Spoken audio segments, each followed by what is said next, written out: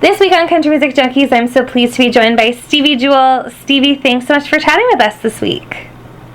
Thank you so much for having me.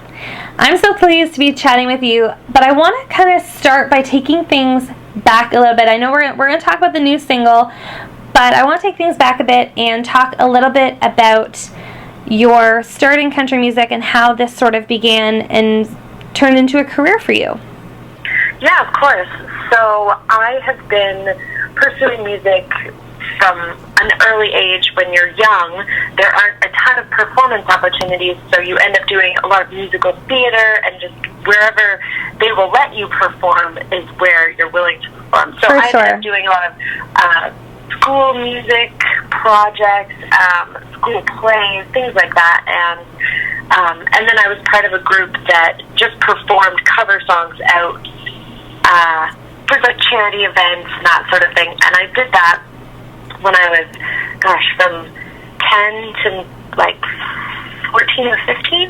Wow. And then, which was fun. And then I started getting into music more professionally, and I explored a couple different genres, but the way that I found my home in country music was I wanted to be part of a community, but also the songs that I was writing at the time and still am writing are story songs. They tell stories about my life and experiences that I have that I know other people have gone through, and music that people can really relate to. So that's how I ended up in country music, and it was such a warm welcome in the Canadian country market, but also I go to Belmont University in Nashville, and I was welcomed very warmly into that country music market as well. That's awesome. Now, I want to talk a little bit about some of the highlights that you've had over the years. It's incredible. You've performed at the White House, the Canadian Country Music Awards, all over the States. Let's start with the big one, the White House. What was that like?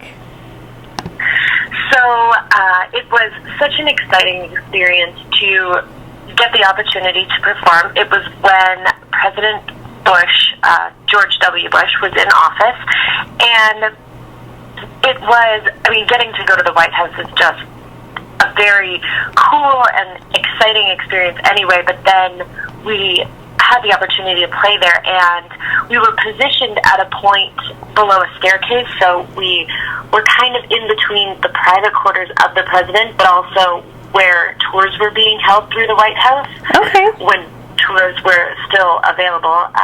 And it was a really exciting experience. That is very cool. Let's talk about your new single, just released at the end of the summer. It's called Bad Habit. Tell us the story behind that one. So Bad Habit is a song that I am extremely proud of, and I love playing it live. It was one of the songs that when I played it for the producer that I worked with on this song, I played him a couple different songs, and then I played this one, and he said, that's a hit. And so when somebody says something like that, someone that you respect and really value the opinion of, you can't hardly not want to cut the song immediately and get it out. So I guess the song was written in maybe like May or early June, right around there, and I played for him, I think, a week after it was written. So we really jumped on this song and got it recorded and ready to go pretty much as soon as we could get it out. And it's a song that I think everyone can relate to, because there is always someone in your life, whether it's a family member or a significant other or even a friend sometimes, that you just feel like it's probably a little bit of a bad habit, maybe a bad influence, but you find yourself spending time with them anyway for whatever reason. Maybe they're fun, maybe it's a romantic connection. It can go in a lot of different directions, but I think a lot of people have been there at some point. Absolutely. Very relatable song, it sounds like. And be sure to check that out. Now, where can fans check it out if they want to listen to it? Yeah, so it's available on iTunes as well as Spotify and Amazon, and I think those are the main ones. But it's available pretty much on all the digital retail sites. Amazing. That's awesome. Now, for fans who haven't heard your music before, haven't heard your sound before, how would you describe it? So I like to describe my sound as Katy Perry meets Alanis Morissette country. Okay. And that's because I like the lyrical wit and the upbeat pop content of what Katy Perry does, but I truly am a rock girl, and I love rock and roll, and I love rock music, and I just really love that heavy guitar sound throughout all of my music. And then the country is the storytelling aspect, of course. Absolutely. Now, what can fans expect from a Stevie Jewel show? So I love to play live. Playing live is my favorite part of being an artist and a musician. And so when you come to one of my shows, first of all, I want to put on a great show. I love when the audience is interactive. Some shows I've even gone down into the audience to play some songs.